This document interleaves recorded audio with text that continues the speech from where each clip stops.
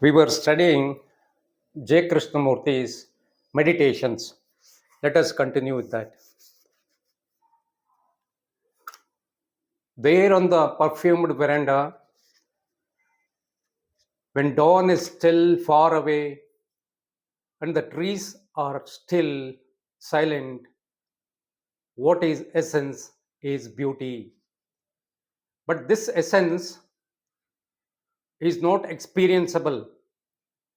Experiencing must cease, for experience only strengthens the known.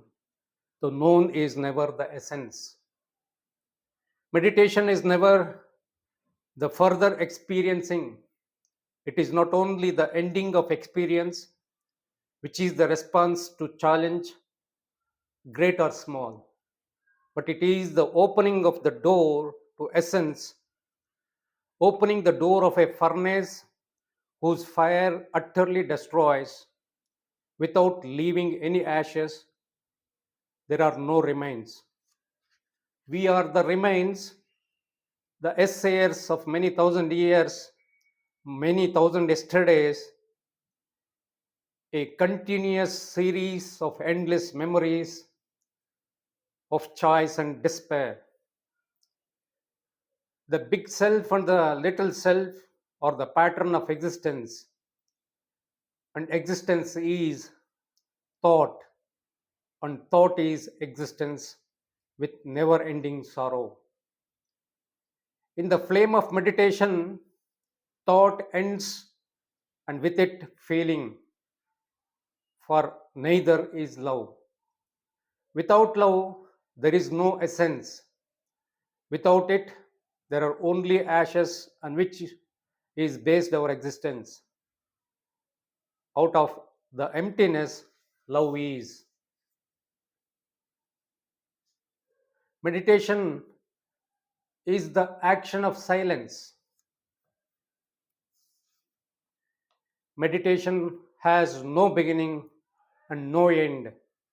In it, there is no achievement and no failure, no gathering and no renunciation. It is a movement without finality and so beyond and above time and space. The experiencing of it is the denying of it, for the experiencer is bound to time and space, memory and recognition. The foundation for the foundation for true meditation is that passive awareness, which is the total freedom from authority and ambition, envy and fear. Meditation has no meaning, no significance whatsoever without this freedom, without self knowing. As long as there is choice, there is no self knowing. Choice implies conflict, which prevents the understanding of what is. Wandering off into some fancy, into some romantic beliefs is not meditation. The brain must strip itself of every myth, illusion, and security and face the reality of their falseness. There is no distraction. Everything is in the moment of meditation. The flower is the form, the scent, the color, and the beauty. That is the whole of it. Tear tear it to pieces actually or verbally. Then there is no flower, only a remembrance of what was, which is never the flower. Meditation is the whole flower in its beauty, withering and living. Meditation is the freedom from thought and a movement in the ecstasy of truth. It was very quiet, so early in the morning, not a bird or leaf was stirring. Meditation which began at unknown depths and went on with increasing intensity and sweep, carved the brain into total silence, scooping out the depths of thought, uprooting feeling, emptying the brain of the known and its shadow. It was an operation. There was no operator, no surgeon. It was going on as a surgeon operates for cancer, cutting out every tissue which has been contaminated, lest the contamination should again spread. It was going on, this meditation for an hour by the watch, and it was meditation without the meditator. The meditator interferes with his stupidities and vanities, ambitions and greed. The meditator is thought, nurtured in these conflicts and injuries, and thought in meditation must totally cease. This is the foundation of meditation. To meditate is to transcend time. Time is the distance that thought travels in its achievements. The traveling is always along the old path, covered with covered over with a new coating, new sights, but always the same road leading nowhere except to pain and sorrow. It is only when the mind transcends time that truth ceases to be an abstraction. Then bliss is not an idea derived from pleasure, but an actuality that is not verbal. The emptying of the mind of time is the silence of truth, and the seeing of this is the doing. So there is no division between the seeing and the doing.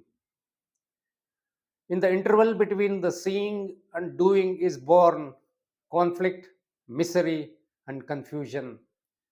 That which has no time is the everlasting. Dawn was slow in coming, the stars were still brilliant, and the trees were still withdrawn. No bird was calling, not even the small owls that rattled through the night from tree to tree. It was strangely quiet, except for the roar of the sea. There was the smell of many flowers, rotting leaves, and damp ground. The air was very, very still, and the smell was everywhere. The earth was waiting for the dawn and the coming day. There was expectation, patience, and a strange stillness. Meditation went on with that stillness, and that stillness was love. It was not the love of something or of someone, the image and the symbol, the word and the pictures. It was simply love without sentiment, without feeling. It was something complete in itself, naked, intense, without root and direction. The sound of that faraway bird was that love. It was the direction and distance. It was there without time and word. It wasn't an emotion that fades and is cruel. The symbol, the word can be substituted, but not the thing. Being naked, it was utterly vulnerable and so indestructible. It had the unapproachable strength of that otherness, the unknowable, which was coming through the trees and beyond the sea. Meditation was the sound of that bird calling out of the emptiness and the roar of the sea thundering against the beach. Love can only be in utter emptiness. The graying dawn was there far away on the horizon, and the dark trees were even more dark and intense. In meditation, there is no repetition, a continuity of habit. There is death of everything known and the flowering of the unknown. The stars has had faded and the clouds were awake with the coming sun. Meditation is the emptying of consciousness of its content, the known, the me. Meditation is destruction to security, and there is great beauty in meditation, not the beauty of the things that have been put together by man or by nature, but of silence. This silence is emptiness in which and from which all things flow and have their being. It is unknowable. Intellect and feeling cannot make their way to it. There is no way to it. And a method to it is the invention of a greedy brain. All the ways and the means of the calculating self must be destroyed wholly. All going forward or backward, the way of time must come to an end. Without tomorrow, meditation is destruction. It's a danger to those who wish to lead a superficial life and a life of fancy and myth.